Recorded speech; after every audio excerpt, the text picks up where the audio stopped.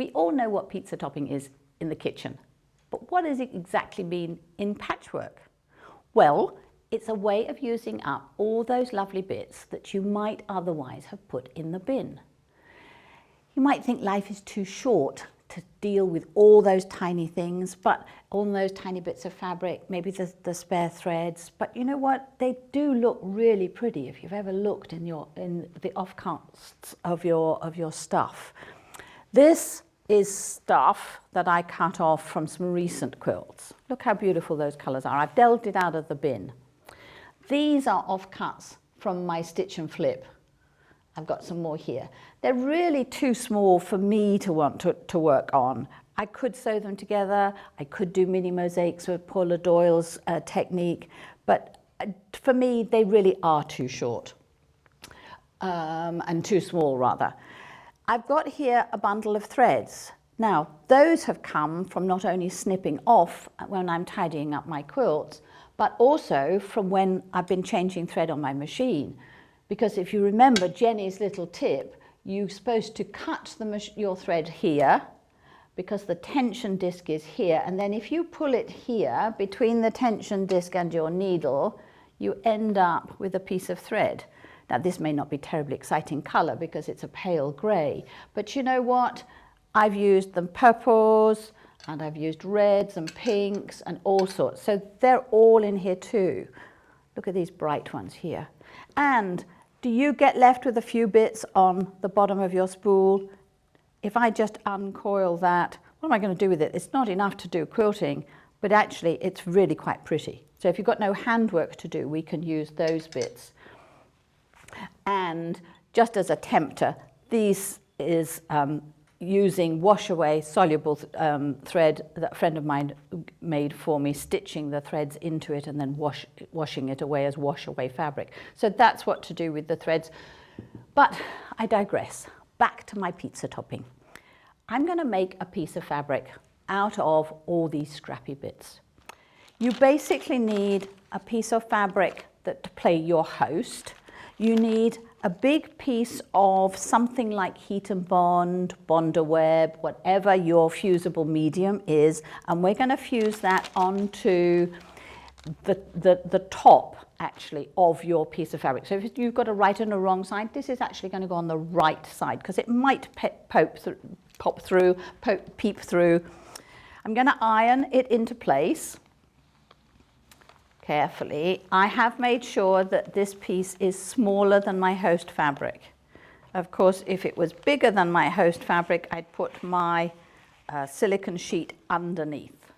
But even though it's a bit raggedy edge, it doesn't matter. So we're just going to iron that into place. This is not fusible applique. This is about making a piece of textile art. The girls who are used to doing this are probably at this point going to sleep and going, oh, this is old news. But for us who are basic patchworkers, this is quite exciting stuff. So I'm hoping that this is now cool enough for me to peel it off because the lights under the camera keep this really quite hot. I'm going to tear this now off completely. It is still a little bit hot. We're not leaving the residue behind very well.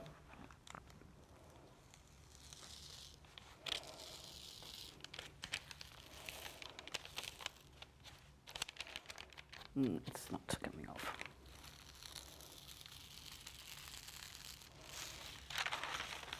Oh, I can feel it. It is sticky. It is sticky. It will be good enough for demonstration purposes.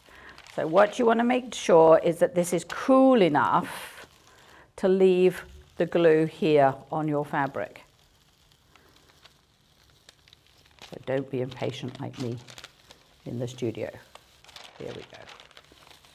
That's better. Right, there we go. Now, we could use this, so don't throw this away. I can use this way down to act as a protection between my iron and my work, or I could use my silicone sheet because I've got a silicone pressing sheet. So what we're going to do is we are just, if we had smaller pieces than this, we're just going to kind of pop these down, literally like pizza topping. Cover what you're aiming to do is to cover all of this with some fabric. It doesn't matter if they overlap. We can just, if they were smaller, you could sprinkle them on. We're just going to keep going. Now, one of the things you do want to try and ensure is that you haven't got too much of this glue poking through. Overlap these more than leaving gaps, because what happens, the next stage is we're going to press these into place. And you can press them into place using this or your silicone sheet. So any bit of glue that's here will come up and through and onto your iron if you're not careful. You could have, if you're somebody who has net and gauze and all that sort of stuff, you could put a layer of that over the top and it would fuse. Again, just remember that it'll come up through the holes. And if you wanted to be really daring and stuff, you could just sprinkle some of those on. It's only going to, this is stage 1 of 2. So I'm just going to press that into place. We could put lots of these in and we just sort of cover it. It's just,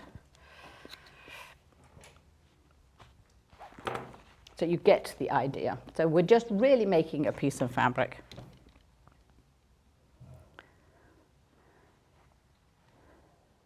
And iron it into place so that it fuses on there. We're going to iron it just enough so that those pieces of fabric are held into place. You will then take it, I have to let this cool down again, so you'll have to listen to me. You're then going to take it to the sewing machine and you're going to free motion quilt. Uh-oh, I can hear some of you already going, I don't free motion quilt. That's okay, you can straight quilt. You just got to stitch through to hold them into place. Do a nice grid vertically, diagonally, but it's a great time to free motion quilt. And it doesn't matter if there are some raw edges. No, you see, let's pop those back. So if we had the gauze on top, that would have held those into place. And you would just take that then to your sewing machine and free motion quilt. And just before we finish, here's one I did earlier. It is really ancient. You can see it's got a bit fluffy, but everything is still in place. I've used it as a doorstop. It's been in use for about 10 years now. Probably needs a good wash, but great example of how to make pizza topping and a piece of fabric. So what can you do with your pizza tops?